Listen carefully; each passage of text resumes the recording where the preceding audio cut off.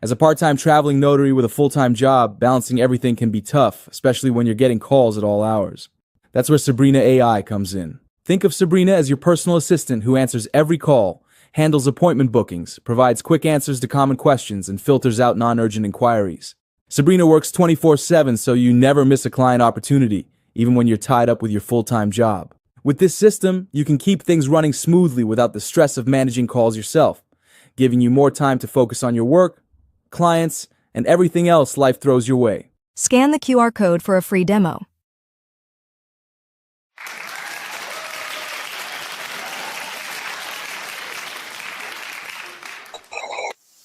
Peace, peace, peace.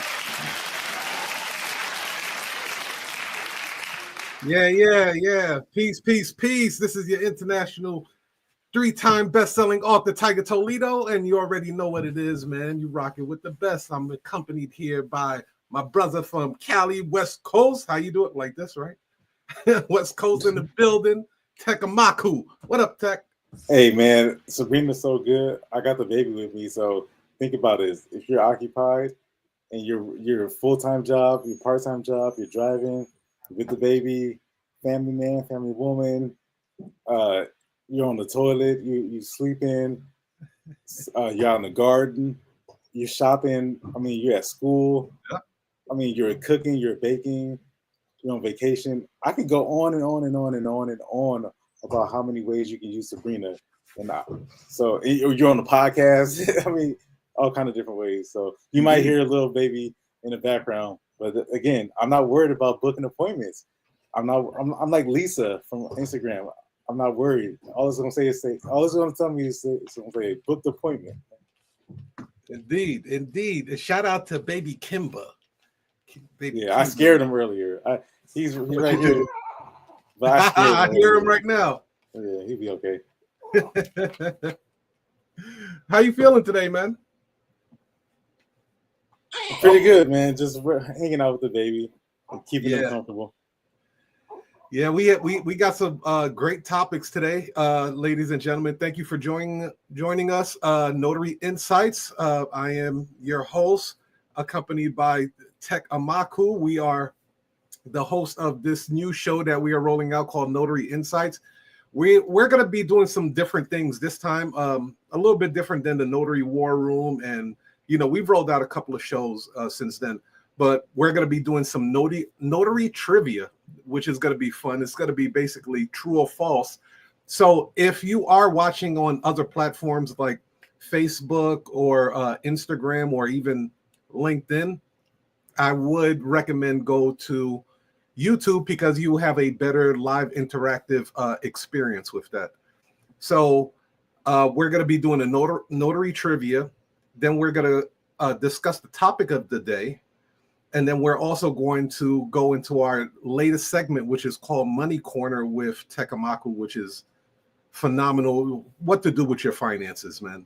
Because you guys are going to make money, and you're probably already making money in this notary industry. So it's important that you move your money right so you can circulate it. So you'll know the theme song. There's a theme song for the Money Corner. It's circle it. You got to circle it. And then, of course, we'll just finish everything off. But for those that are tuning in right now, shout out your city. Let us know where you're tuning in from. Come on. We're all family here. Shout out your city. You see the banner at the bottom. Shout out your city. We want to know where you guys are representing. Shout out to the IG clan. Ghost Squad is in the building. Tekk, you want to add anything right now while I look this over real quick? Yeah, man. I'm looking forward to the Money Corner. That's all. Yeah. That's one of my favorite segments right now. And let you guys know that show is going to branch off on its own because it's that powerful. We've heard your comments and everything, so it's going to branch out on its own. Me and Tekk talked about it, and it's going to be lit. Okay. We got Detroit in the building. We got Michigan, Detroit, Michigan. NY is always in the building. West Coast, SoCal. All right, all right. So I see you guys. All right. So first things first, we're gonna go over the first question of the day. True or false? You can add it into the comment section. True or false? A notary can notarize a document even if it's blank. True or false? Give you guys a couple of seconds.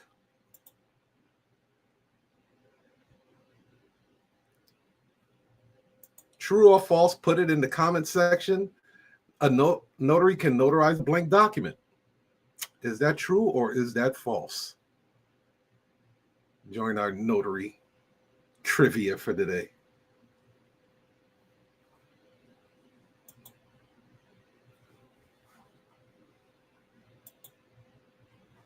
Okay. All right. So let me pull this up. The answer is false. A notary cannot notarize a blank document. So the next question I'm gonna have for you right now. Let me pull this up.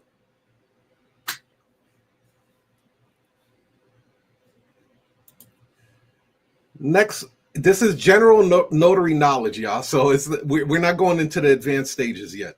What's general notary? Yeah, just general.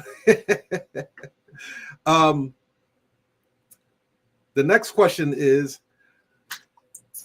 a notary's main duty is to verify the accuracy of the document's contents.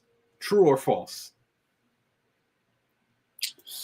Man, it's up to it. It depends on your states. You got to know your state handbook. Where's my notary primer? Let me hang on a second. Let me look it up. Let me pull out my Google machine.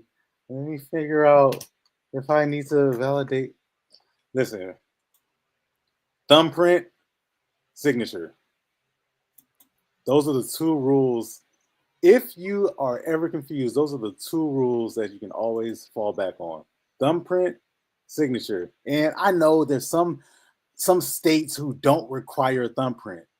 Mm-hmm. That's crazy. That's bananas. That's loco. How can you prove that that person is a living, breathing person if you don't get the thumbprint, Tiger? If this person doesn't have lungs in their or air just in their lungs and blood flowing through the veins and they don't have a thumbprint and you don't obtain it, how could you ever prove if the situation may arise that that person was a living, breathing person and that you saw them, that you physically laid eyes on them? Signature, thumbprint. So the answer is, I forgot what the question was, true or false, but it's true. It's true and it's false, okay? Okay, so again, I'll say the question again. True or false? A notary main duty is to verify the accuracy of the document's contents. Oh, I see. Listen, the answer is false. That is correct. Ding, ding, ding, ding, ding. A notary only verifies the identity of the signer and ensures that the signing is willing. Yes. Yep. Yeah, all right. Don't get crazy. Yeah. So we got one more in the general notary section, and then we'll do one more in the notary signing and identification. Next question is, true or false? A notary public can use a rubber stamp or electronic seal instead of an ink seal in all states. It depends on your state. Even when you said it's in all states. That's the default response for a lot of notaries. Mm-hmm. A lot of notaries think that they're lawyers and you're not, just straight up. And it's a bad thing to try to even teeter on the line of being of knowing the law in and out, statutes and sections and codes and articles. It's dangerous, and it can really talk yourself out of business if you start to approach it in that way. But so the ink seal, the electronic seal. Mm-hmm. I've seen electronic journals nowadays. It's the digital era that we're in. So I've seen those, Yeah. and I've seen the electronic signatures. So there's a wide range of those. I'm just giving some context to the question and to the answer. In California, again, living, breathing person. That's what I always do. You cannot dispute a living, breathing person. You set eyes on them. They have air in their lungs. They have blood in their veins. I can see them. So signature, wet signature, and thumbprint. That's what I default on. So, What would you say? Well, the answer is false. You're right again, brother. Yeah. Some states require a physical stamp or embossing. Yeah, that's my long response. That's my long answer. Yeah, you're knocking them down though, bro. You're knocking them down. I hope you guys are taking notes. This is just fun trivia. There's no harm. No feds are gonna come to your crib if you get it wrong. All right. So last question of the notary trivia. A notary can notarize a document if the signer presents an expired driver's license as identification. True or false? All right. So did you see the person? Answer yes or no. Yes, I saw them person. Were they alive? Yes or no. And did they have a Sam's Club card? Right. Well, they had a birth certificate. I didn't ask you that. I asked you, did they have a library card? Well, they had the Social Security card. All right. No, they had an expired driver's license tag. Okay. So did it have their picture? Was it them or was it some Asian dude? Like were you at a black person's house and then they pulled out a picture of a Japanese guy? Look at the picture. Is it them? Yes. Is it their name? Is it their signature? Yes. Is it expired? So that's the question. Is it expired?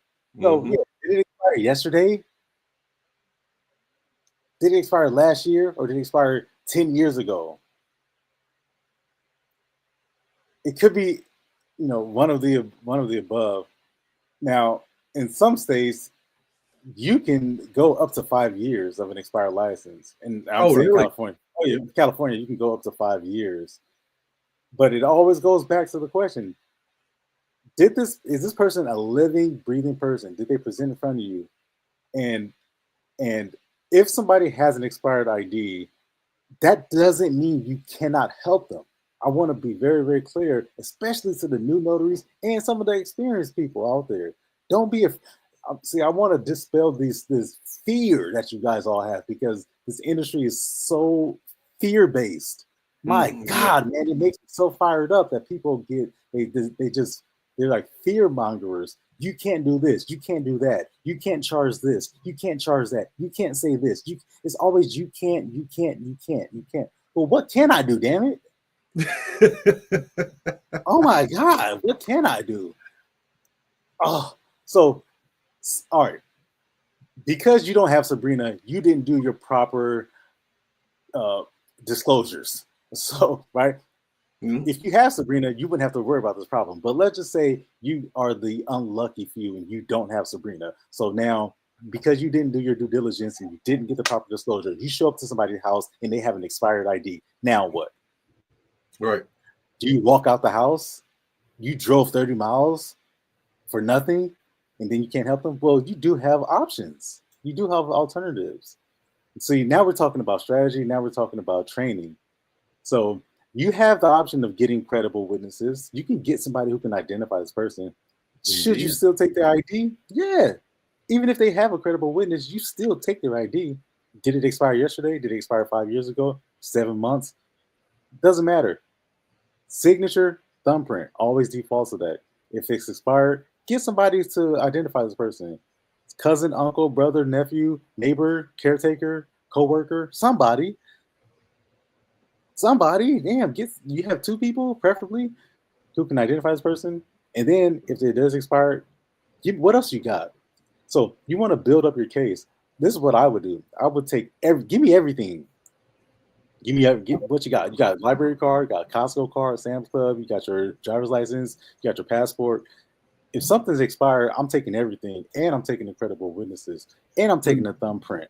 So what I'm saying is you can still help the person. And I know there's somebody out there who's going to say, you can't do that. Oh my God, you can't.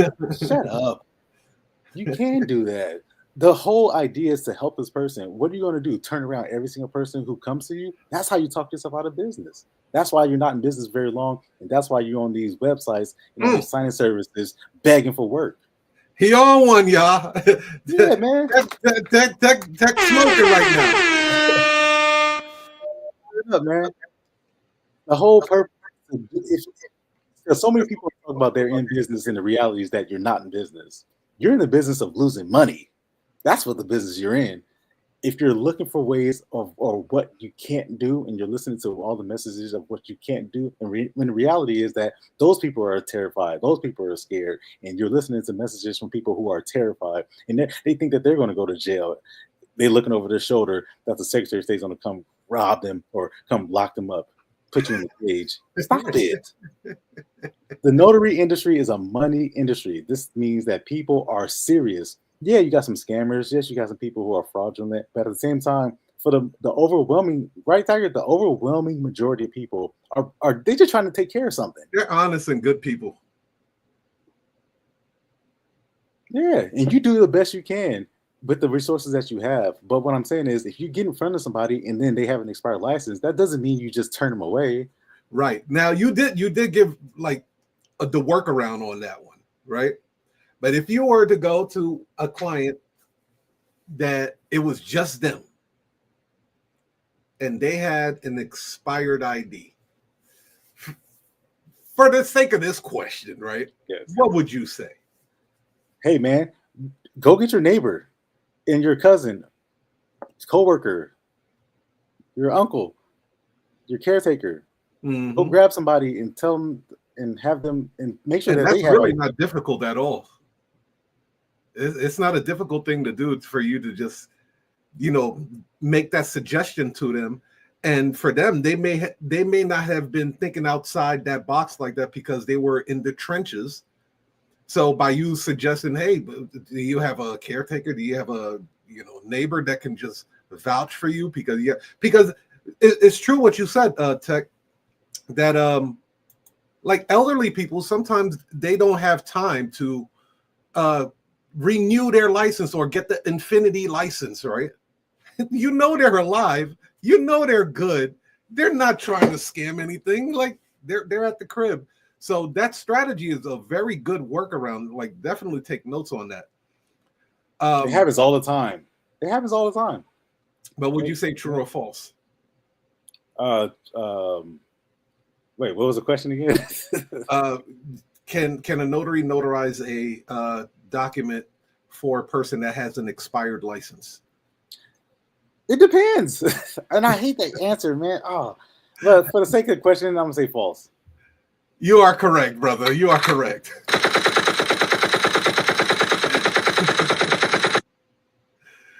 So, but you gave the workaround on that. That's the thing. You gave the workaround on how to still service and provide value to that client with your services. So, no, that's solid. That's solid. Anything else you wanted to add to that? Yeah. At the end of the day, the whole purpose is to help the client, right? Isn't the whole purpose to help your community, so-called, that you say, I just want to help people? No, the purpose is really to make money. As a startup notary business, because again, we talk about business here. We're not talking about how to fill out the jurat correctly, where to put your name. Go to Andre Hatchett. He can train you on that. You need confidence, you need coaching. Go to Andre Hatchett for that. We'll teach you how to get business and how to stay in business so that your doors don't close. So at the end of the day, you got to think the whole purpose is to get this person across the finish line. You just bought some property in Ghana, West Africa. You moved from the United States, and you went to Ghana, and you said, "The hell with it! I'm going to open up my own Airbnb bed and breakfast hotel." you need to execute the sale of your property back in the United States. You can't fly from West Africa back to the United States. It's unrealistic. So you do it electronically, right? The whole purpose is, and then they get to the thing, and then they have an expired ID. Like, what, the deal's done now? All of a sudden? Come on now, help this person, provide the solution. Trust me, you'll stay in business much longer. Yeah, you're a problem solver, right? They have a problem, put on your thinking cap and solve the problem that they're having. That's it. It's that simple now. But they say statistically that one of the hardest things for people to do is use their noodle. Critical thinking is a very difficult thing. That's why distractions and TV and media and binge watching is a thing. Going to casinos and being occupied with distractive things forces you not to critically think about problems and solving problems. So, I mean, you're gonna have to figure that out, my man. They call themselves entrepreneurs, not even knowing what the definition of an entrepreneur is. An entrepreneur is not somebody who just works for themselves and keeps all the money and just self-employed. That's not an entrepreneur. Entrepreneur, you're putting together solutions. You're solving, either you do it by yourself or you do it with systems. You're bringing a solution to somebody's problem for a desired outcome. That's an entrepreneur. So if you call yourself, just because you passed the notary, the national whatever exam, and all of a sudden you have a commission, now all of a sudden you're an entrepreneur. No, you're not. You haven't solved anybody's problem yet. Find a solution, man. Somebody comes to you, give them a solution. Stay in business and keep your doors open, please. Yeah. Shout out to Sammy, 1970-ish. The fire emoji in the joint. You know what I mean? Great name, Sammy. Great. By the way, I got some new sound effects, Tekk.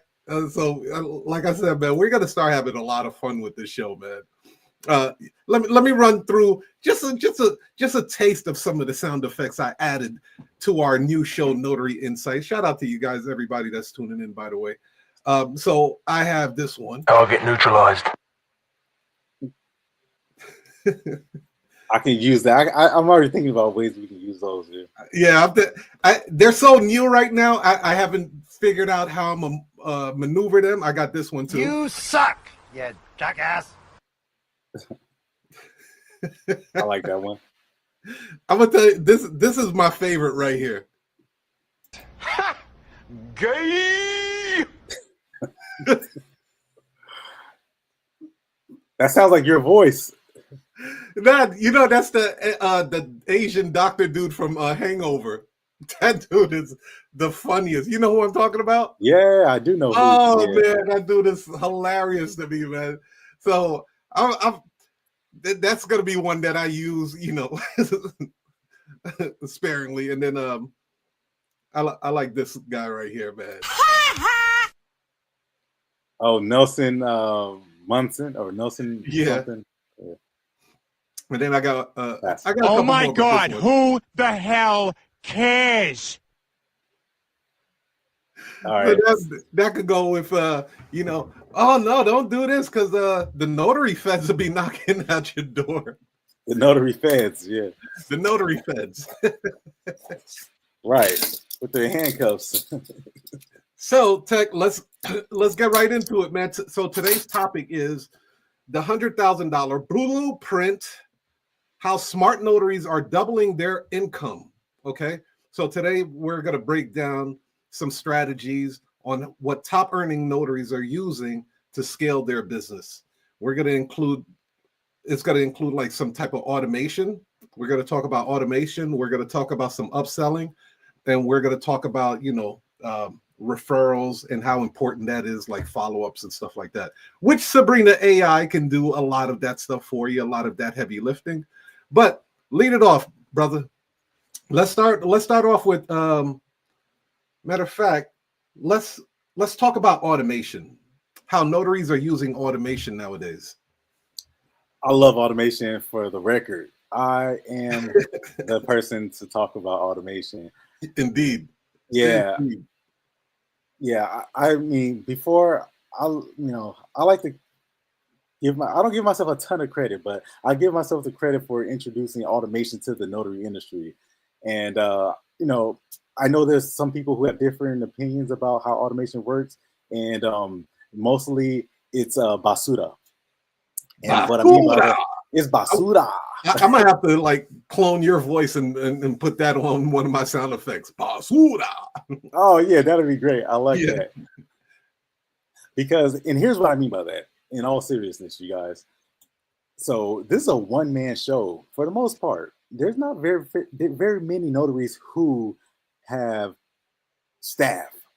I know they exist, but I'm saying for the most part, if you're watching this, you're probably a one-man or one-woman show operation, just doing everything by yourself. Now, that was my case. I knew that in order for me to have a sustainable operation, I can't do everything, mainly because I had another job and I liked that job. I didn't want to leave the job. So when I came across Rise of the Smart Notary, then a lot of these strategies, techniques really gave me the green light to go ahead and say, hey man, I'm on the right track. Okay. Now, this is when I started to search for ways that I could replace myself. A combination of Rich Dad, Poor Dad, combination of 4-Hour Work Week, the Rise of Smart Notary, all of this knowledge, all these books, and all these techniques came together. And that's when the whole idea of automation, notary on automation, there's no one doing it at the time. I know there's some people who talked about creating like templates and creating these email scripts that you can send off to title companies and calling that automation. You see what I'm saying? When people talk about automation, they're not talking about real automation. They're just talking about overtime. Nah, you're the original OG of the automation, bro. Nobody touching you on that. Yeah, man, and I appreciate that, and I take that seriously because I'm about that life, man. I'm about that automation life. So when I talk about automation, but here's the deal, man. I'm talking about removing yourself completely from the step by step tasks and daily processes of acquiring a client. All right, according to my recent now, for the record, I got some academic background on me, and I know how to properly conduct research. I do have a master's degree, just for full disclosure. So in order to get a master's degree, you got to demonstrate some level of research and how to document note and document real results, and how you arrive to those results. You got to show proof of that, right? You can't just say stuff. You got to actually say, well, where'd you get that from, and how'd you come to that? Anyway, so according to my study and my research and I did this for 2 years. Every step of automation that you implement in your business saves you, on average, 19 minutes. You reclaim 19 minutes of your time and your life back. How does that feel when you do one thing and you no longer have to do it ever again? You claim 19 minutes back into your life. That's better than money.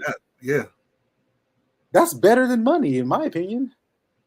Oh, yeah. It's way more priceless than money. And that's just, is that per day, or is that like, how is that calculated? Per task. So, for example, you automate the whole process of answering the phone. Yeah. Every phone call may not be 19 minutes long. So that's what I'm saying. On average, right? And because we have Sabrina, and again, if you don't have Sabrina, you're slipping already. But Sabrina can automate the whole entire. I'm saying you don't ever have to write an email again. Yeah, man. So imagine how much time you've reclaimed. You've reclaimed hours back. So and you compare that to a 6-minute phone call. So yeah, so that's how that 19 minutes came about. All right. Per task. Per task, yeah. So we can go into some more conversation about that. So automation. There was So to answer your question, I'll finish with this. There was a post that was posted on a Sabrina on a command center. So for those who don't know, again, if you don't have Sabrina, you're already slipping. There's a command center that we have that all of the users, it's a knowledge sharing, knowledge base. One of the users posted something recently about 2 nights ago, and it talked about the difference of an equitable business versus a cash flowing business. Do you know the difference between the two? Has anyone ever explained that to you? Because you may have heard it in different terms, but an equitable business versus a cash flowing business, the difference between the two. And if you don't know the distinction, then you might, like some people call themselves business owners and they're not business owners. Right? Some notary signing agents call themselves business owners and they're not business owners, and then they get confused and they're wondering why they have to sign up for all these databases and these signing services, and they can't name their own price, and they're looking for direct work from title companies. That's not a business owner, right? That's an employee. So you have to make a distinct difference. So somebody who has an equitable business. I hope I'm saying that right. I know I'm saying it right. Yeah, you're saying it right. Yeah. A cash flowing business is, in brief, a job, something that you have to go out and do it. I'll give you an example: a real estate agent. If you sell a house, you get paid a commission for the work that you do, and then you have to go and sell another house, right? The moment you stop selling houses, that's when you stop getting a commission. Is that true? Versus an equitable business, let's say you open up a real estate brokerage. You have real estate agents who sell houses. Now, you are not selling houses. You employ or you contract real estate agents, who sell houses. Now, you haven't sold a house, but you can still get a commission because you own the brokerage. That's an equitable business. So using something like Sabrina instantly takes you from a cash flowing notary public to a equitable notary business owner immediately. Is instant. It's not overnight. It's not next week. It's instant. The moment you employ Sabrina, you have now given yourself. It's like how the Rise of Smart Notary talked about becoming an agency owner. You now just immediately you go from, or you have the ability to go to, kind of go back and forth, depending on you. You go from a cash flowing notary public or signing agent to an equitable business owner or notary entrepreneur. So automation accomplishes that. Automation absorbs all of these tasks that you otherwise would be stuck doing: printing, answering phone, sending emails, responding to emails, executing the appointments, printing out paper. All those things immediately get processing payments. All that stuff gets removed once you employ automation. I'm the man to talk about it. I literally, my heart starts to race whenever I start to talk about it because I love it so much. There's no way you can go back to being a regular notary signing agent, business owner. You're not. So Tekk, we got a question from Sammy, 1970-ish, right? He said, "Man, I got to go back, go back to work. I was listening to the recording. Thanks, y'all. Sounds like fun too.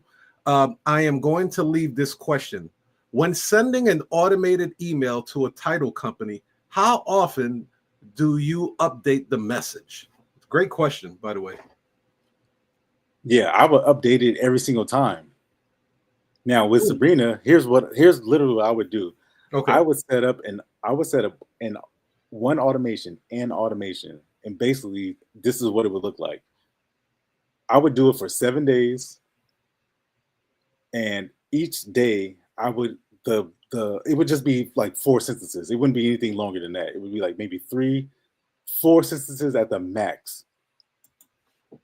I would tell them, it would be, "Hey,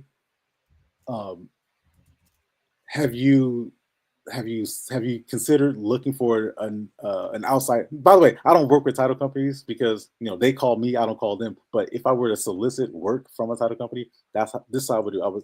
It would be it would be a 4 sentence message for 7 days. Every single message would be, I would at least have a sign off. The sign off would be different every single time. Mhm. If it was the same exact thing, this is the reason why. If you had the same exact message every single day, that's too obvious, right? People will stop reading by the third day. People will probably stop reading. And the reason why we know this, Tiger, right, is because of the email marketing that we do.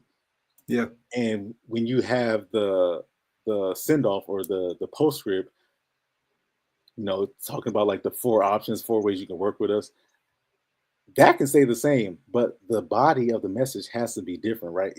Sending the same message over and over and over and over and over and over and over and over again is the moment that somebody realizes that this is the same message, they're going to do the exact same thing that they did the previous time and not respond. So if it's different, this is why I would send something different. But you are not sending that message. Sabrina's sending those messages. Now, do you have to set it up in the beginning? Absolutely. Like everything else, you have to set that up at the beginning. But again, for every automation, you've saved 19 minutes of work. How's that? How often do you send out emails? Every day. Every day. Every single day. Every day. Now, do I suggest you do that if you've never sent an email? That might be a pretty tall task. Overkill. Yeah, maybe work up to that. But I send out messages every day. Well, the way I feel about email is, I mean, my perspective may be a little bit different. If I subscribe to your page and I like what you're talking about, I want to hear from you more. You know what I mean? If it's something that's helpful and interesting, for instance, heck, I subscribe to the Wall Street Journal, right? Not all the topics that's in the Wall Street Journal is what I want to read. I just go straight to the business section. So every time they send me an email about business, I want to read it. I want to read the business and finance. That's how I feel about, any other email. If it's something that is helpful, insightful, maybe it'll make me laugh. Subscribe to a joke email list. I want to hear from them, sometimes not even just once a day, maybe 2-3 times a day. So, and again, this new generation that's coming up, they're recorded to respond more to their emails than any other previous generation. They're going to open their emails up like 80-85% more than Gen X and previous generations. So they want emails. Believe it or not, emails is far from what they would say dead. It's like even more active than it's ever been. And then now you have AI, and then you have Sabrina that can, craft out these wonderful curated emails. It's a wonderful thing now. It's one of the main ways to stay in communication without your content or your communication channel being suppressed, like an Instagram or YouTube or Facebook. Your communication is going to be suppressed with those platforms. They're just going to do it. Look, I could show you analytics from my YouTube of the last 7 days. I have about 1,000, almost close to 2,000 on YouTube. But for some reason, my view counts are, like, it's weird as hell, Tekk. It's all at 400 something. It's like right in the middle. I was like, so what are you guys doing? Like, as soon as it hits 400, you guys start putting a stop to it? It's the weirdest thing to me, man, because the last 10 posts, all of them are in the 4s. So I know what they're doing. What you're talking about, you're talking about something that's very serious, and I want people to kind of catch this. He's talking about email and talking about sending messages every day and how people, they may want to hear from you, and it's subjective as to what's right and what's not right, what's wrong and what's not wrong. But what he's saying is something. What Tiger is saying is something that's, and I want you guys to catch this. how serious this is about your ability not to reach the person who is a customer or somebody who's a client of yours. If you're emailing them, you can reach them directly. But if you're not emailing them, you're actually using some other type of method, then you actually don't control that. Right. You don't know whether it's a question mark as to whether or not that person actually receives it. Email actually eliminates that uncertainty, and you can definitely email them. You can definitely reach or get in contact or deliver what it is that you're trying to deliver. Using something like Instagram, they'll block you. Facebook, they'll block you. YouTube, they'll block you. Yeah. TikTok, they'll block you. You know, I recently seen this video. Shout out to Nikki Sanders, Bigger Than the Brand, and she was talking about how the algorithm has changed, and she was explaining it, and I was like, you know what? The algorithm is becoming the new pimp, and the content creators are becoming the hoe. Because if you are relying on the algorithm to push your content or your form of communication, that means the algorithm controls you. If you're telling me that in order for me to somehow like trick, they really think they're tricking an algorithm and shit. Like the algorithm is not like playing poker with you guys. It's already set. They're saying, look at somebody else's content that is successful, and then basically copy their thumbnail, copy their title, copy their content. Like, I'm from the era, Tekk. I was born in 1975, but you know, I'm 80s, 90s. Hip hop is just coming up. It's making a splash. Copying people it just wasn't part of my mix. It was like a rapper trying to copy another rapper. That was always like a no-no. You know what I mean? Yeah. It was like wearing another nigga drawers. You don't do that. So for me, this whole, you know, content creation, I don't choose to play in that field. I know you ain't feeling that either, but I choose not to play in that field because it stifles my originality. It stifles what I may feel that my audience may need, not what the algorithm wants to see. I don't want to be the bitch to an algorithm. So that's why I'm very pro email marketing, because email marketing is probably one of the last channels besides the phone that they cannot stifle your communication. They're not going to tell you, oh, we want you to start communicating like this. We want you to start making videos like this. We want you to start making thumbnails like this. Like, damn, can I not be original? I'm cool with not having my channel monetized. I'm good with that. I can make bread other ways. Shout out to the cats that are making money on YouTube, but that, man, I'm gonna do it on my terms, bro. I'm like a black Frank Sinatra. I'm gonna do it my way, not the way YouTube wants me to do it or Instagram wants me to do it. That's bugged out. But that is the trend that is happening, and what's happening with the social media, not to get too far off topic, is that social media is now dictating the way they want you to release content. So they're basically creating these wonderful, creative, imaginative people to push their agenda, which is to get more advertising. So believe it or not, you guys are watching a live TV show. Notary Insights is a TV show. I don't treat it nothing less than an actual show that you would watch on ABC, NBC, Netflix. We are a live broadcast TV show right now.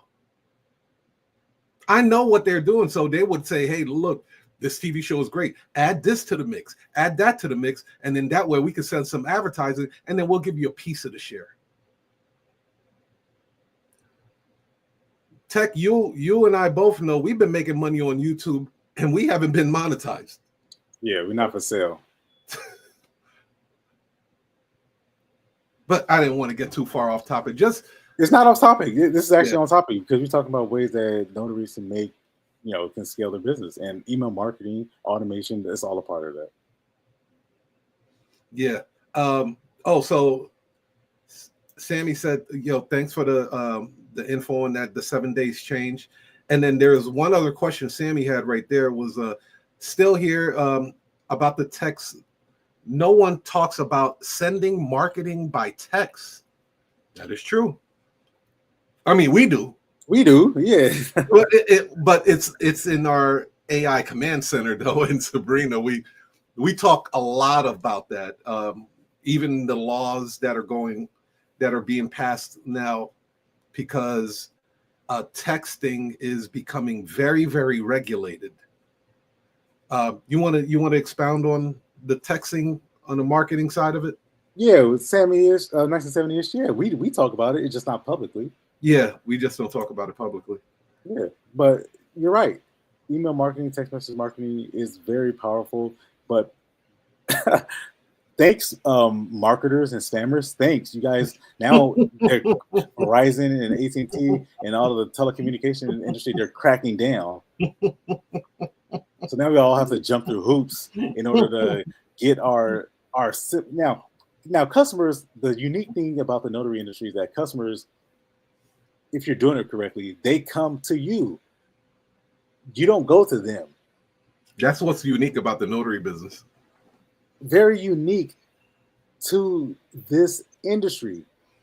And I'm glad you said the notary business, not signing services, not signing agents, notary signing agents, because that's not a business, but unique to the business of notary. Customers, not title companies or escrow officers or SnapDocs. When you're doing the notary business, customers come to you. We communicate confirmation emails, courtesy text message reminders, appointment reminders. We communicate with text messaging. Sabrina does that.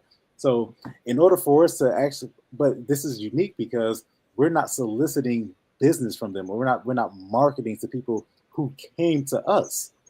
They've already spent money with us. They've already handed over their wallets to us. So the communication companies have cracked down, and now in order for us to send automated messages, then you have to be a registered company. And Sabrina does it. Sabrina delivers walks you through that whole process so that you don't have to send manual text messages, which is what I used to do. I used to send manual messages before I automated that whole process and saved 19 minutes of my time back. Indeed. So before we go into the money corner, one last thing. What would you say about upselling? And how important is upselling in the notary business? Can you imagine going to Domino's Pizza or Chicago Pizza or Miami Pizza? Could you imagine going to Starbucks, McDonald's, and they did not ask you, did you want fries with that? Could you imagine going to Domino's Pizza and they didn't ask you if you would like a 2-liter soda? I mean, just take a moment. And can you imagine going to Chipotle and then they didn't ask you if you would like chips with this? Yeah, that's crazy. Oh, hell no! I'm gonna take it even a step further because I know some of you guys don't even believe me as I'm asking you these questions. You still don't believe me. I'm gonna take it just in case. I'm gonna take it a little bit deeper. Could you imagine going to Pizza Hut and then they didn't even tell you when the pizza would be ready? They just left it up to chance. They said, I guess whenever you get here, maybe 10 minutes, maybe 20 minutes, maybe 30. We might be backed up. Maybe it could be 45 minutes or an hour before it gets delivered. So And then I'm going to take it just because, again, I know that there's somebody out there listening. I know there's a notary signing agent listening to me right now who don't believe me. So I'm going to take it even further. Not only did they not offer you the soda, not only did they not tell you when it would be ready, not only that, but they also didn't even tell you what the price was. Think about that for a second. Could you imagine a world where they didn't offer you, for whatever reason, they didn't, probably poor training, but they didn't offer you what else comes with it? The cinnamon sticks, the cheesy bread, they didn't offer you nothing. They didn't tell you when it would be ready. And they didn't even tell you how much it would be. That's how some of you guys are running your notary business right now. You might be guilty of that. Look yourself in the mirror right now. You might be guilty of that. I certainly was. And that's the only way that I was able to advance beyond that. That's how we were able to progress and evolve beyond that, because we looked ourselves in the mirror and we admitted to ourselves, we're running a damn Mickey Mouse cartoon operation right now. We're not in business. How would you feel if you call somebody and they didn't even tell you how much it cost, they didn't tell you when it would be ready, and then they didn't even offer you any other of the options? Your notary business that doesn't offer an upsell is not a business. You're leaving now. Put aside the whole fact that you're leaving money on the table. I think that's probably beyond a lot of new people. They're just trying to get appointments. They're not even concerned about leaving money on the table. We know that they're leaving money on the table. We know that most of the coaches and the so-called gurus and educators out there are not telling people all about how they can recapture. Man, people are running out of gas trying to get to these appointments because they waiting 40 days to get paid. That's not a business. Yeah, that's not cool, man. That's not cool at all. Ain't nobody got time for that. They're telling you you should take these. You just got commission yesterday and you should start at the bottom. You should charge $20 just so you can get your feet wet. What? Damn. Do you not have a notary commission? Why can't you charge what I charge? You're qualified to do just as much as I can. If I passed medical school, I went to medical school and I passed the MCAT, and I got into the school and I passed my board exam, I'm able to perform a surgery. Just now, the different levels of qualification. Maybe that's not a good analogy, but I'm working on my analogies. I'm trying to get like Tiger. So the upsell, by the way, if you're not offering these options to people, then not only are you missing out on business, but you're cheating your client and you're hurting yourself. Yeah, definitely. You are cheating your client. Man, that right there, bro. If that doesn't say anything, like you said, take the money thing out of the equation. The fact that you're cheating your client because you know that you can offer them a better service, but you didn't offer that to them. It would be like the McDonald's person. You go there and then they give you everything is small. You go there and you say, hey, I want a Big Mac, fries, and a drink. And they give you a Big Mac, small fries, and a small ass drink. And you know this dude is hungry. You'd be like, he told you he's starving. You don't offer it. Would you like, make it a large? You don't want an apple pie with that, like as a dessert? Like you literally are cheating your customer out of a great service that you actually offer. So the upsell it's not really you. Yeah, there's a transaction. Everybody knows there's a transaction. It's business. If you don't know that there's going to be some type of transaction happening, that something's wrong there. They understand that they're calling a business, but at least give them the option to upgrade to first class. If first class is only a couple of $100 more, don't count their pockets. I'm gonna tell you, don't count their pockets. That's a big no-no in just sales, period. You don't count a person's pockets. You don't know how much money they're making. You don't know how much money they have. You don't know how how they're moving money around. Do not count their pockets just because your spending habits are different.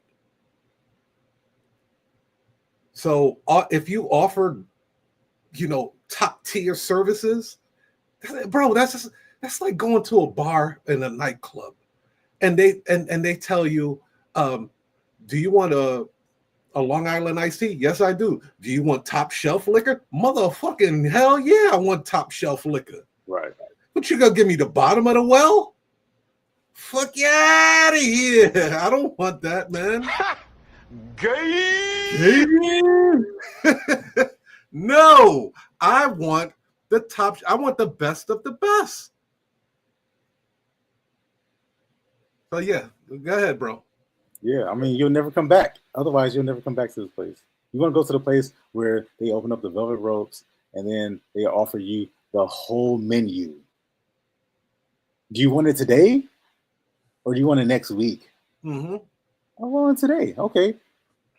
Do you already have the document prepared, or would you, did your printer run out of ink? And we could provide it for you. Just upload the document for us. Yeah, okay. All right. Did you want to keep the document with your client, Mr. Attorney, or did you want us to ship it, the original, back to your office? All those are upsells, yo. Upsells.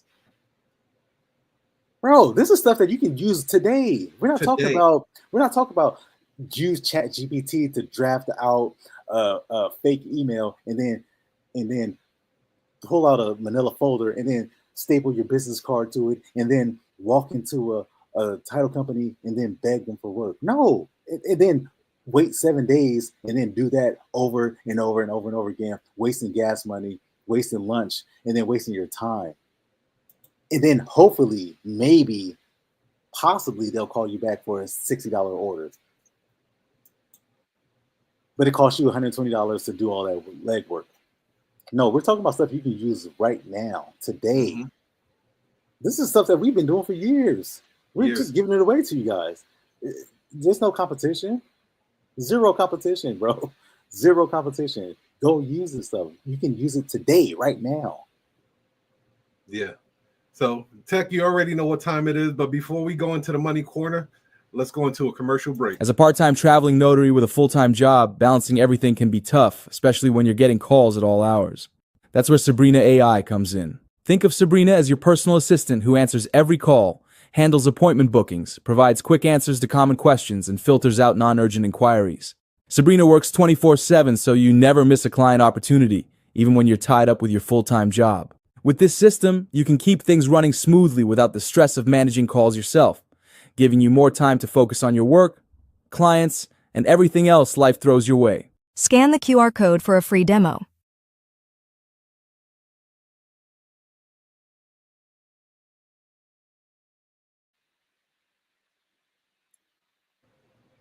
Well, you guys know what time it is. You know what time it is. Hit the cue. Dirty engineer boy. Circle it. Circle it. It is now time for Money Corners with Tekk Amaku. This is where we talk about finance. We talk about things that will help you with your finances. You're going to be making money in this business and other businesses. We want you to circulate your money. That I think the theme song deserved another round. Dirty engineer boy. Circle it. Circle it. I just realized it says dirty engineer boy. I just realized that. Let's see. So I'm going to share my screen. Okay. Sure. Hopefully it shares correctly. So I'm going to do this real quick. But today, we're not going to overwhelm you with this information because I know a lot of it is new. And a lot of it is, it's going to take some time to kind of work up to it. But that's okay. You got to start somewhere, my friend. And today, I'm going to give you guys, you can see my screen?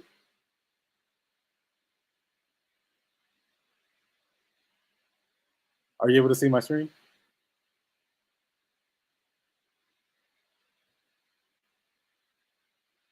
Are you able to see my screen, Tiger?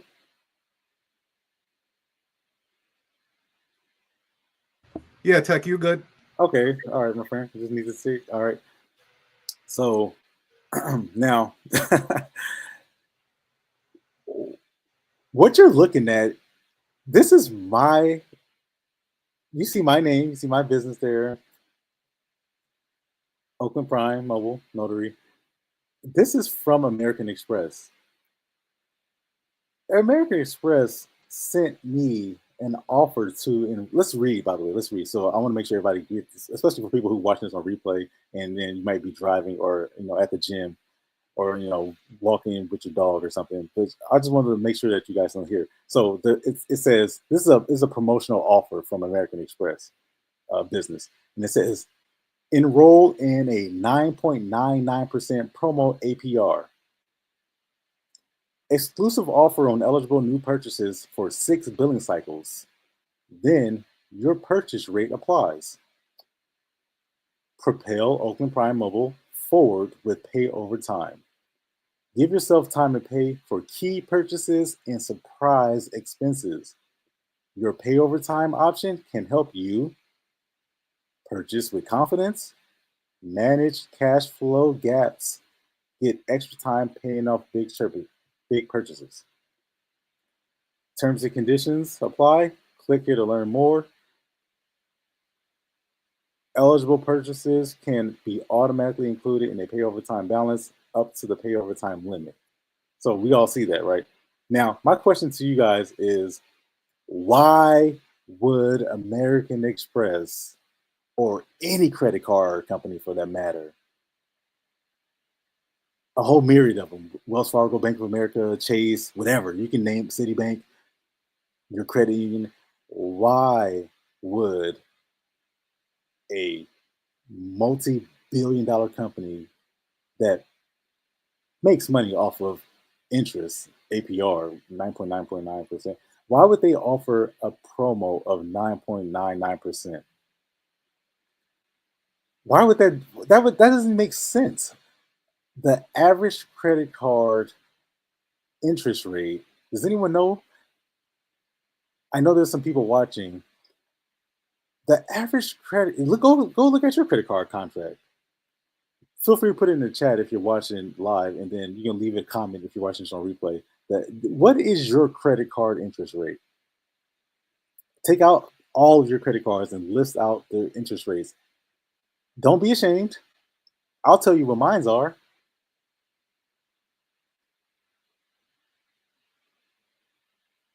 My current interest rate, APR, is 27.49%.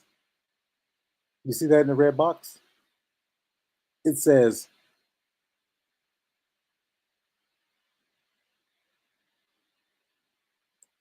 exclusive offer on eligible new purchases for 6 billing cycles, which basically means 6 months. Then your purchase rate applies. The purchase rate is 27.49%.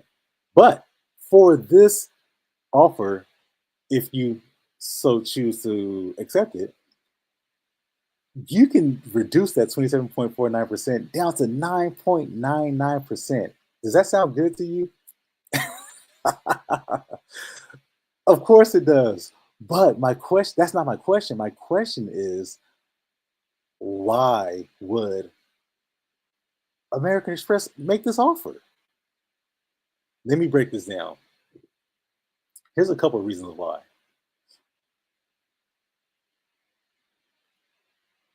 Because I don't think it's any secret that we're velocity bankers over here. All right, we follow the principles and the strategies of velocity banking, which is an accelerated method of paying off debt and managing finances. Fair to say, Tiger? Because we follow these principles, we don't pay interest. I'm going to repeat that for you guys. If you're watching this on replay, you can go ahead and hit pause and hit rewind. But if you're watching this live, I'm going to repeat that for you because you're probably walking your dog or running on a treadmill and you just almost fell off. or you're driving your car, you almost went off the bridge. All right. Pull over. Because we're velocity bankers and we follow the principles and the strategies and the philosophies of velocity banking, we don't pay interest. So my question to you is, why would American Express offer a significant, Tiger, is that significant, from 27.49% down to 9.99%? Oh yeah, that's a Monster kill. Bro, that could turn out to be not thousands of dollars, but tens of thousands of dollars in savings indeed. for us. And that could be that difference is tens of thousands of dollars of savings or earning for the company. Mm-hmm. Depending on how you look at it, they can either earn it or they can lose it, right? And that's actually going to be next week's topic. We're going to talk about the rule of 72, which means if you know compound interest, you earn it. If you don't know, you pay it. And compound interest can work for you, but it could also work against you. Again, if you know it, you earn it. If you don't know it, you pay it. But what I'm telling you is, we're back to the subject here. Because we're velocity bankers, we don't pay interest. Read my lips. We don't pay interest. That's why they're offering this. Because American Express doesn't make money off me. They're like, damn, we got to get something. I mean, can I get $1? Can I get $2 at least? American Express is like, damn, can we get like a nickel? American Express doesn't make money from me. I make money from American Express. American Express pays me. Because we're velocity bankers, we follow the principles and strategies and the theories, and not theories, they're definitely not theory, the principles of velocity banking. We do not pay interest. It's worth repeating. So how do we go about doing this? And let me answer this question: Why would American Express offer this? Because they're trying to. Banking companies, banking financial institutions, they make money. If just in case you guys didn't know, in this country, money is generated from interest. You lend out money, and then however long it takes to pay it back, you pay on the money that you borrow, because money has value. And the fact that you can either acquire, for example, $10,000 in one sum, and then you go out and then you're able to go purchase something for your business or purchase something, and then that's able to allow you to move. But it comes with a cost. The best example is your mortgage. You get to live somewhere, but you may not have $500,000 in one place, so you go borrow it, and then the bank or the financial institution or the lender, they charge you interest on the money that you borrow, but meanwhile you live there and you pay them back. That's the only way money is made in this country, by the way. I don't know if you guys know that or not. It's interest, the interest on the money that's lent. So the closer you get to zero, the better. From 27.4 now to 9.9%. Why would they do that? I just told you, because they don't make any money from me. So they're like, Tiger, this is an unheard of offer. It is.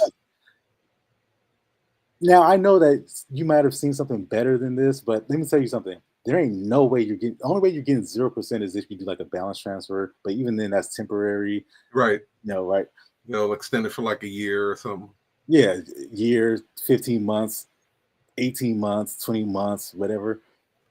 But this is a business credit card. This is a business credit card. It's not like a personal credit card where a personal credit card, maybe you use it once or twice or 3 or 4 times. A business credit card gets swiped damn near every day.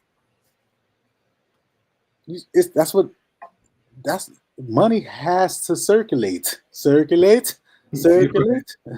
It has to circulate. Otherwise, you get charged when it doesn't. If money just sits there, it's stagnant. The moment money stops, the moment a dollar stops moving is the moment it gets taxed. It has to move. Money that moves, money that's being lent, money that's being borrowed, money that's being spent. You don't get taxed on that. But the moment you start to hoard it, and the moment you start to save it, that's why your savings accounts gets taxed, because that money it grows in some interest, but you get taxed on the interest that grows.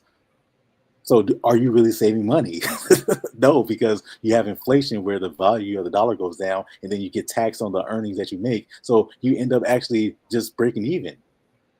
But when you spend the money, then you can, reclaim some of that. I'm talking about taxes now, so I'm kind of getting it's a little sidebar, but let's get back to the question, man.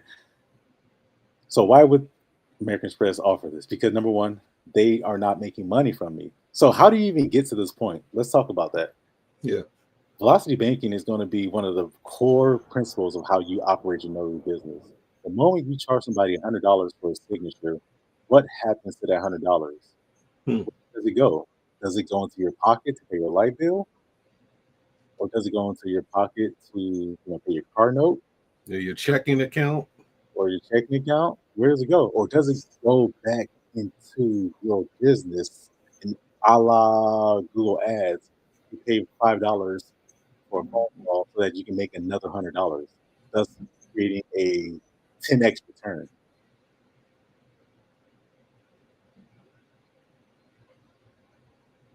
These are serious questions, you guys. The money gets spent every single day, but it's making more money. And therefore, when we use velocity banking and combine it with business credit or business operations, then we essentially create this private or internal banking system, this internal cash flow system, where now these large companies, are not taking advantage of us. We are taking advantage of them.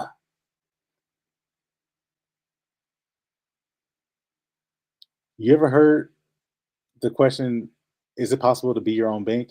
Well, yeah, that's kind of popular, circulating around on YouTube and Instagram and TikTok and people. But I always ask, what does that even mean? What does that really mean? Well, here's an example of how you can be your own bank. You have an internal, self-contained cash flow system where money goes out and then money goes in. And then what what you pay in interest is zero, meaning you're not paying someone else to use, OPM, to use other people's money. I'm not paying American Express to use their money.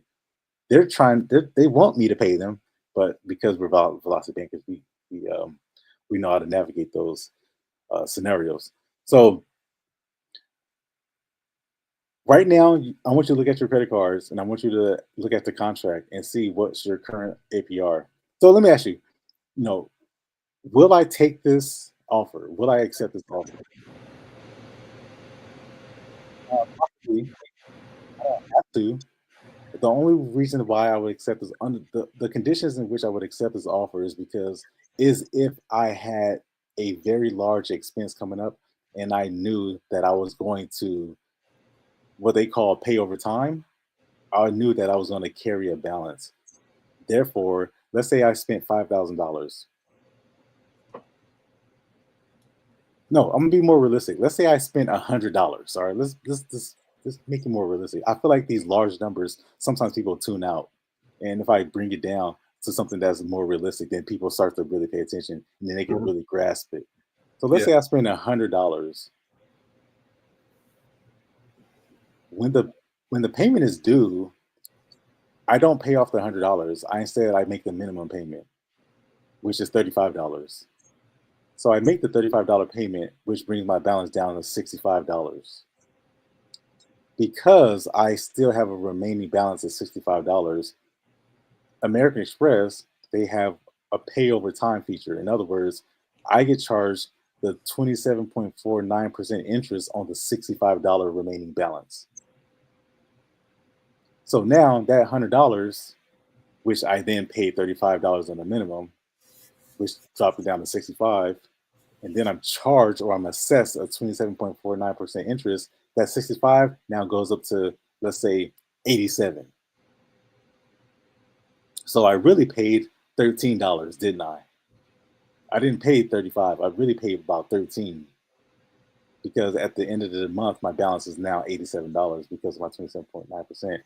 Now, the reason why I would use this offer is if I planned on not paying off the balance. That's the only condition in which I would use this offer.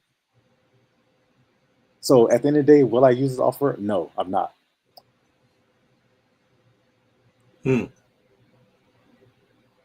It's good to have options. When you use velocity banking and you use these type of alternative philosophies, these alternative approaches, you ready for this?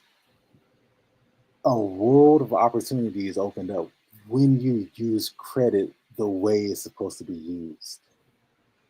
When you're not afraid, you don't show fear, but you approach it in an informed, in an exciting way.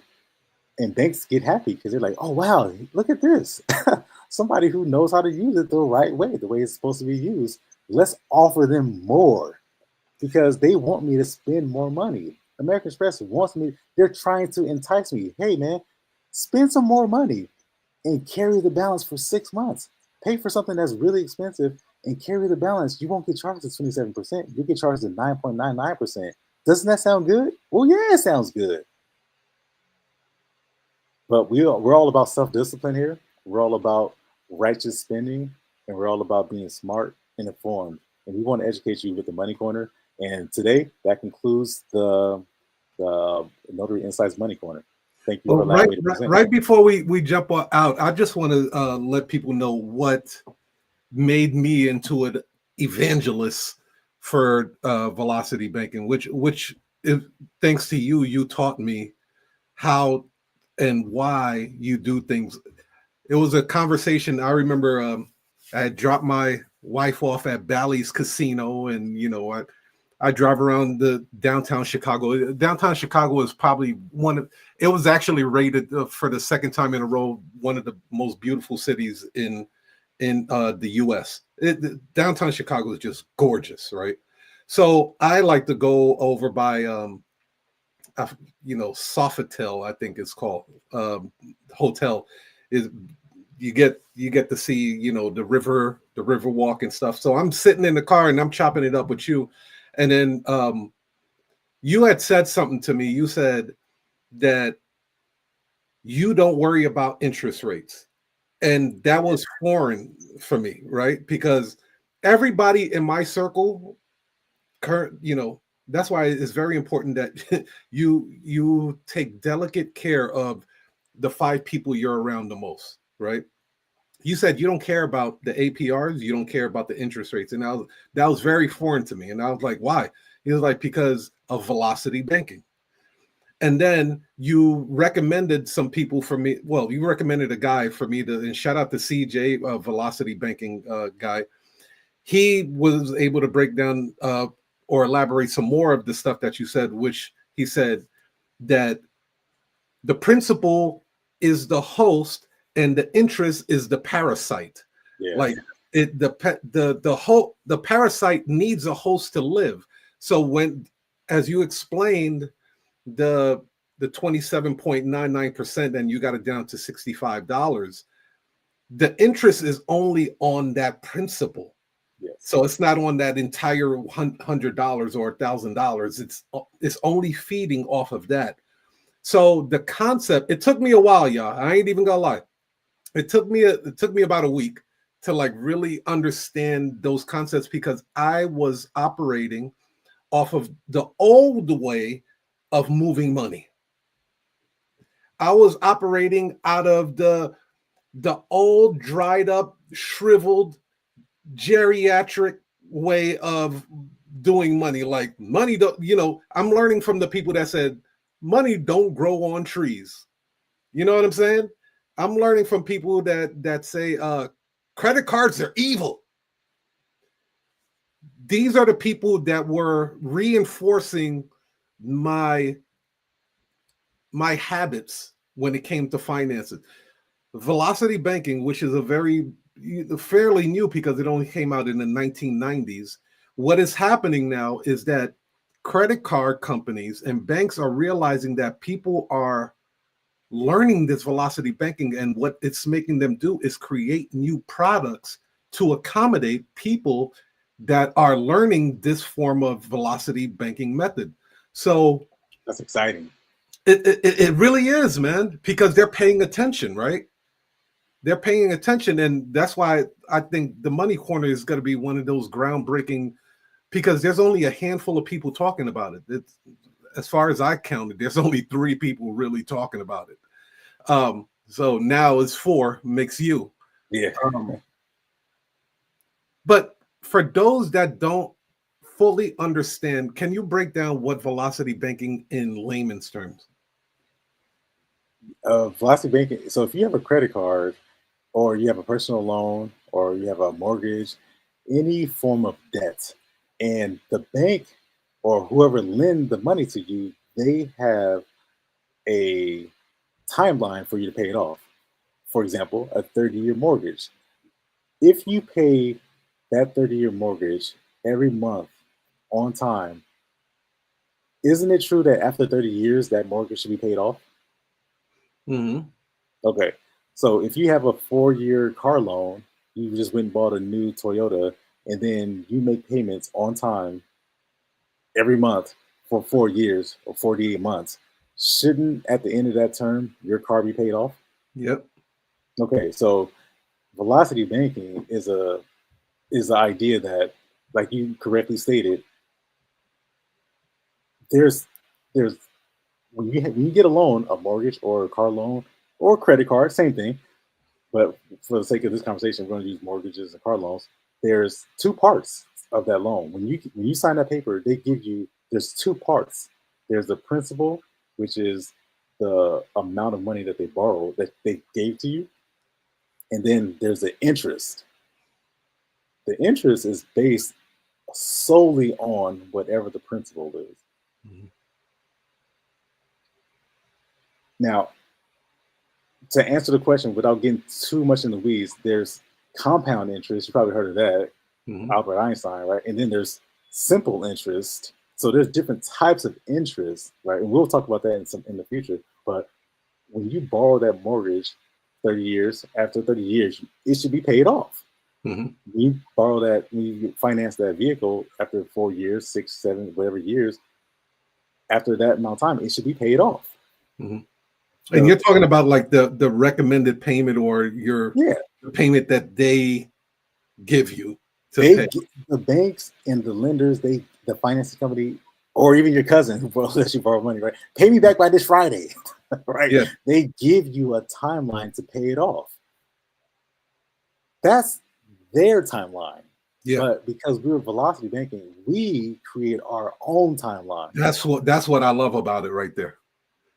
That's the difference. So, and the difference is we always want to accelerate. So we use our knowledge and use our approaches to accelerate the payoff in the fastest way possible. And that's what velocity banking is. It's to pay off debt in an accelerated method that is not by the bank's schedule. It's our schedule. That's what internal banking is. That's what being your own bank. So when people talk about being your own bank, they talk about, see it on TikTok or Facebook or Instagram, be your own bank, right? Infinite banking. Oh, you see all these people talk about this thing, but they can't tell you exactly what it is because they don't do it. Or they may have heard it somewhere. But what I'm saying is, this is a simple form. You borrow money, and then instead of you following the bank's timeline, you follow your own timeline. Mm-hmm. Yeah. And then what that does, you pay less to the bank because you're accelerating your payments. And then 2, you're recapturing your cash flow. 100%. Love it. You guys have just tuned in to the Money Corner with Tekk Amaku, man. You guys are really going to learn a lot from this. I love this segment part of it. I'm glad he thought of creating it. And let's circulate this money. Dirty engineer boy. Circle it. Circle it.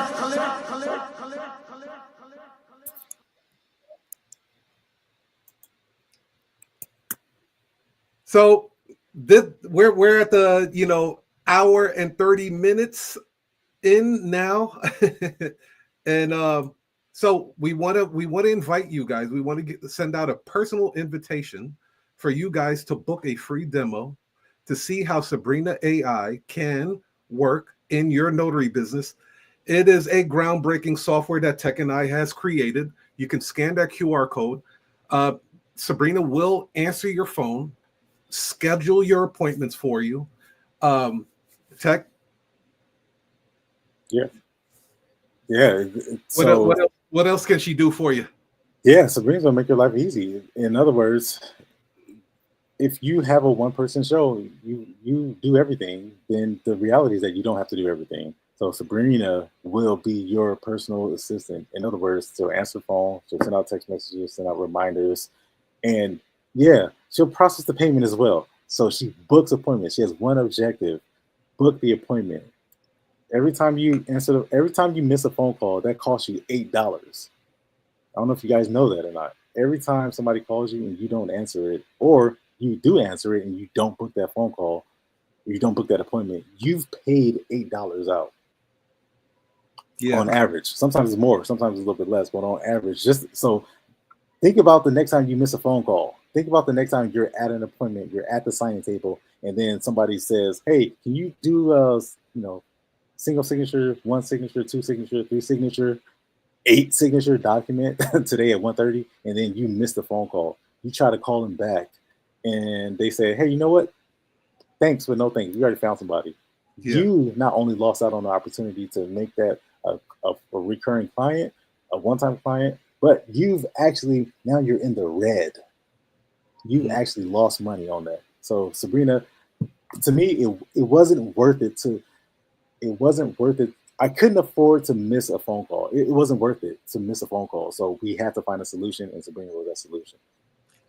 Indeed. And so right now, we are, for a limited time, you will get a 5-page optimized website. For those that don't have websites and you are in the notary industry, this will be a great, addition to your notary business. You get a 5-page already optimized and ready to go. All you have to do is change your logo, phone number, and then your location, and then it's ready to go. You just hit publish now, and it's ready to go. You're going to get the phone automation, which is, we have 2 parts to that. I don't want to get too much. That's why we recommend that you book a demo with us. But we have an AI feature, and then we also have an IVR feature. Not going to get too technical with that, but she will answer your phone. So shout out to the homie Sammy. Like Sammy was watching Notary Insights on their break, but had to go back to work. So you could imagine Sammy may not be able to answer notary calls, Right. work. So at least with Sabrina's going to be answering the calls and booking the appointments, smart scheduling, booking the appointments for Sammy. There is an agency mode. Also, Sabrina's going to give him a business phone number. And it might be Samantha or Sammy, so I'm gonna say I don't know which one it is. And then you have the automated follow-up. So this is for people right now. I mean, it's for full-time notaries, but it's really, really something special for people that have a full-time job and then they're doing the notary business on the side. It's remarkable for them. Actually, I want to give a big shout out to my man Steven Mercedes out of Bronx, New York. He's going to be on the show next Wednesday at 6 p.m. for Notary Insights next Wednesday. Tune into that. He is an active user of Sabrina, and he's doing some remarkable things out there in Bronx, New York. You guys can connect with him if you guys need a notary. Let's say you're out like Sammy's in Texas. Connect with Steven Mercedes, that's out of New York. Now his agency just grew and now has an East Coast factor to it. Look, we're giving you guys the tools. We're going to give you guys the tools. We're going to give you top-notch people to connect with, the networking, the group. I can't even discuss what we do with the Discord. If you guys join our AI command center, the people in our personal group is phenomenal, which you'll also get access to that when you become a Sabrina AI member. So what I would like to do, once again, I'd like to extend a personal invite for you to get an exclusive demo. Go ahead and scan that QR code, and we would love to see you. Any final words, Tekk? Yeah, we talked about earlier about being a cash flowing business versus an equitable business, and the difference between the two. A cash flow business is basically you. An equitable business is something that's you, but it's also, there's a process behind it. And the best example would be something like a McDonald's, or the example that I used was being a real estate agent as a cash flowing business, and then being a real estate broker or owning a brokerage firm as being an equitable business. When you're a notary and you're trying to think about scaling and you're trying to think about expanding, there's only two ways you can do it. You can ask for more money, you can like ask for a raise. And if you have to ask for a raise, that should be the first sign that you don't have a business. And secondly, you can work overtime, you can work more, you can try to get more appointments. And then even then you still have to ask for more appointments from the title companies or from the signing services. You have to extend yourself. But when you talk about scaling from an equitable standpoint versus a cash flow standpoint, when you employ a business solution like Sabrina, you instantly have expanded. It's immediately. It's not overnight. It's instantly. It's immediately. You now have removed yourself from the bottleneck of what prevents the processing of appointments and processing of payments. So go ahead, give it a private demo. See what it is. See if you still have questions, get the demo. At least look into it. See what it is. At the very worst case scenario, you just say no, but at least inform yourself. Indeed. And with that being said, peace, love, and happiness to you guys. We wish you the very best in your life. Enjoy your day, seize the day, and party hardy. That tune there. Nobody know with that tune.